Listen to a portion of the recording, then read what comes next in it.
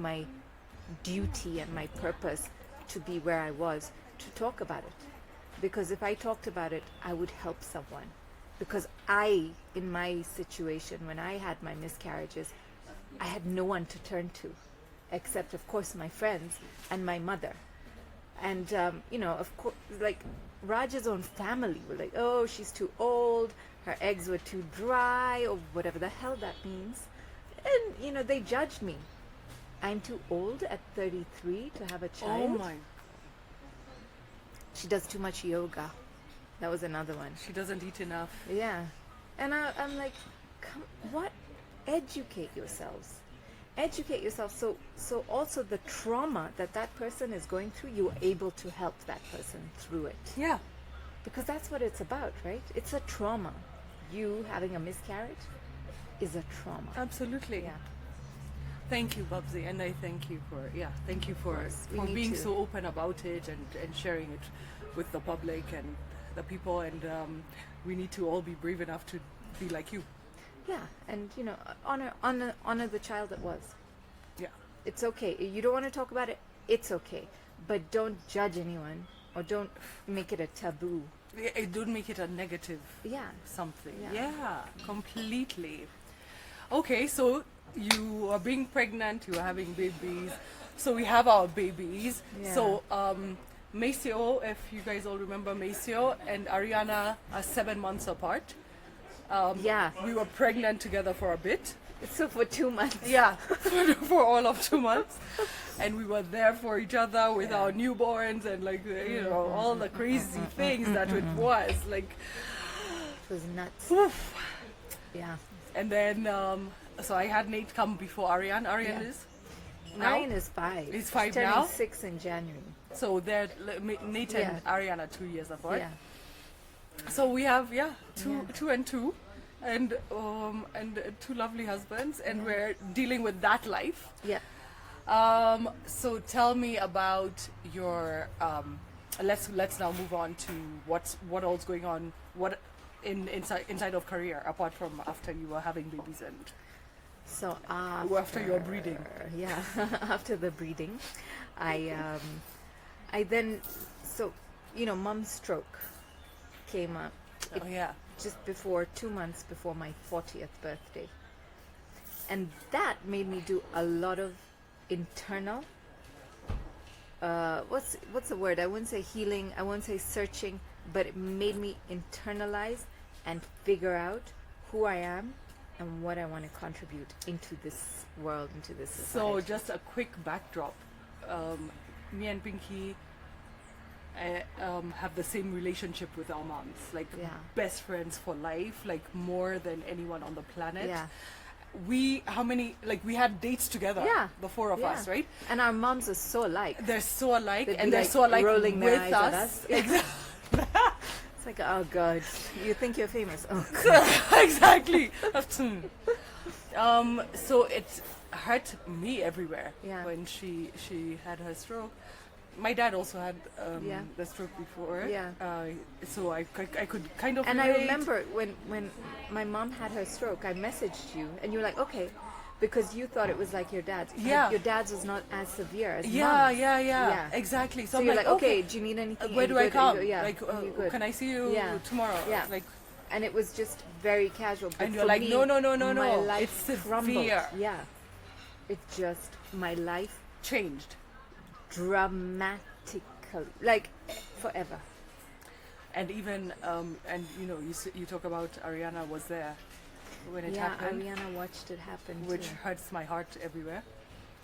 So even like today, if I'll trip on a step, or if I'll say ow, she freaks out.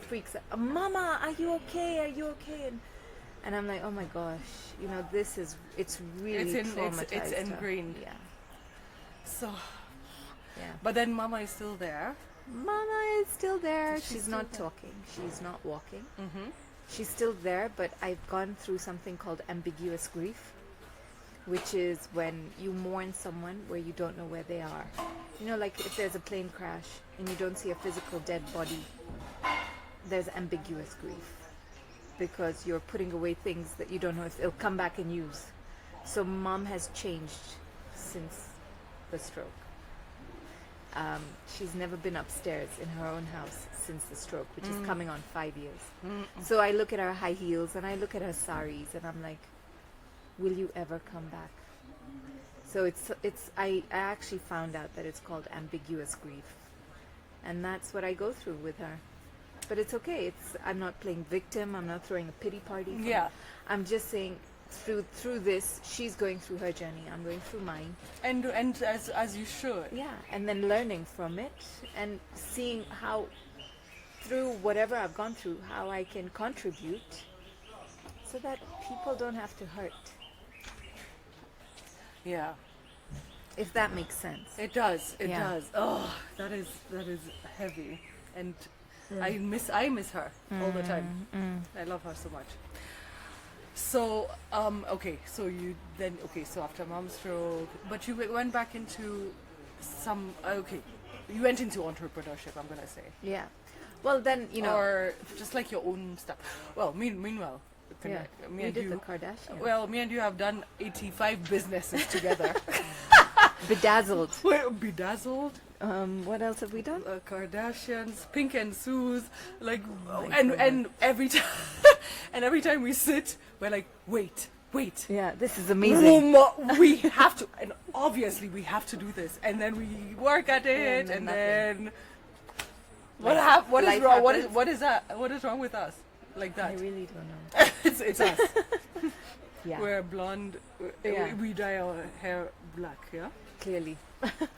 So anyway, don't worry. By the end of COVID, we'll have figured it ourselves out. Is COVID ending? This is the question. COVID is ending. It is. I think it's going to be, as we call it in Kenya, within. It's within. It's within. It's within.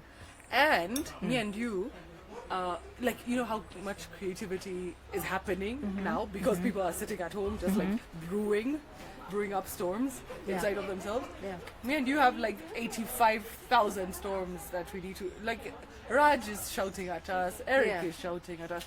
So we'll figure it out. Don't worry. More of Pink and Suze to come. Don't even worry about it. Yeah, absolutely. Yeah. Yeah. So then you've been speaking a lot. Yeah, I do a lot of speaks. Yeah. A lot of speaking engagements. Yeah. Even before this COVID. Yeah. So just say some of them. So, being with the media background and whatever I've done in regards to that, so I've always been called on to be a speaker or an MC at events. Oh, and stuff. MCing Yes. also. MCing, and then, with whatever experience I had with mom, I then got onto the Engaged platform and spoke about that, and it resonated with so many people. So that's where I realized that when you somehow heal yourself, and I Yes. think, yeah. Can I ask you, so that Engage talk Yeah. that you gave, when you are speaking on stage like that, like so easily and confidently, like, is that a training situation? Like, how could, like, I don't think I could do that. I'll do too many ums and ahs and like, Okay, so the Engaged team train you as well. okay. They have this sort of like way of speaking. getting the best out of you. Okay. And then I have done public speaking courses. I've gone to Dubai to learn Bye.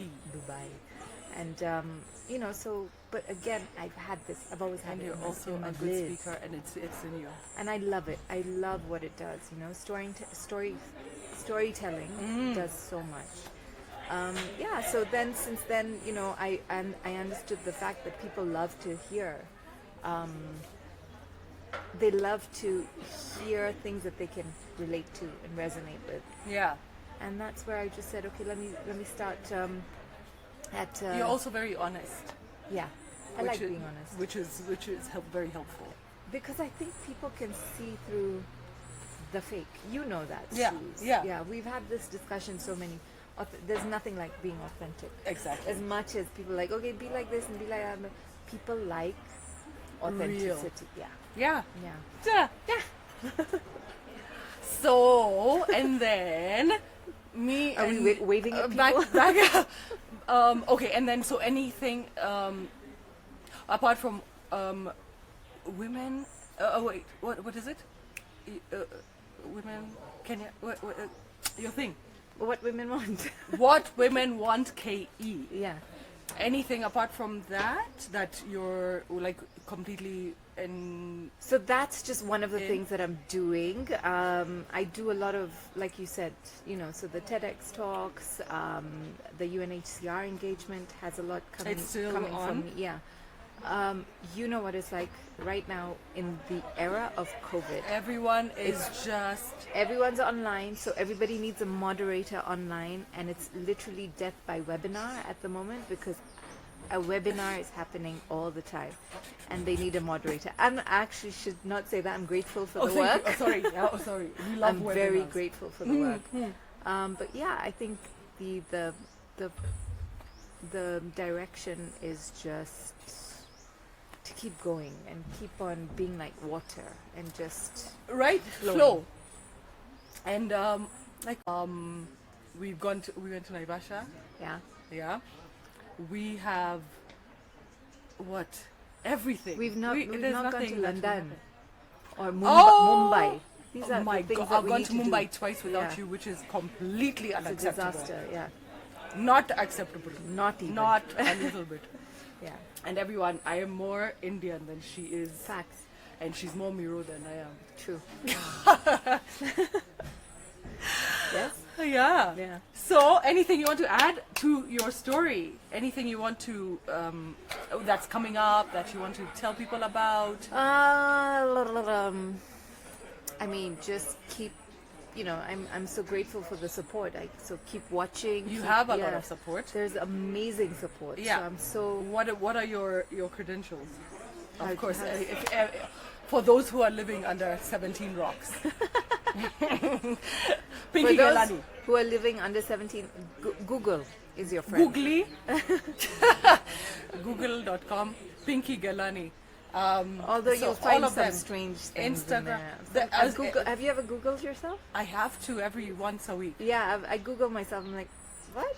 Just in case I need, because somebody can write an article about Yeah, me, this and is then people have written. it's funny, it's not right, it's not correct Yeah. information, then I have to tell them to pull it down maybe. Oh no, I don't even bother. I'm just like whatever. I know you're If so you- used to this yeah, stuff. and I'm not. because I think luckily when I was in the media and growing my brand, there was no social media. So I'm sure if you had Googled me then, if social media was alive then, there'd be so much more on Google. I'm like, okay, it's good, it's okay, I'll deal with this. No, I couldn't. When I was coming back from America, this is 2007. I could barely find you. But at that time in 2007, Google approached me themselves to say you're the most searched person in Kenya. Let's do something together. And I was like, what? Never. Please. You said no. I didn't understand social media. Can you beat that? In 2007, I was so not interested.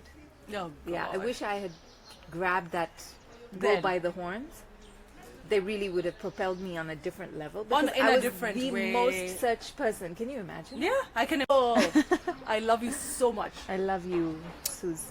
It's like the prosecco. I love you. I love you. We need to also get back into our car and film and play I but know. then this thing has kept us apart and I hate it.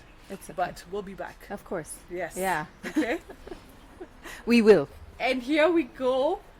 The end of another episode of the Suzie Wokabi podcast with the fantastic, most beautiful, most amazing Pinky Ghelani. You see why she's my BFF. Also, I brought the legs today. Look. Oh, and they And got she has some hair. all the legs on the planet. Look at And this. Suze, how did you allow I'll this? take some today. Look at this.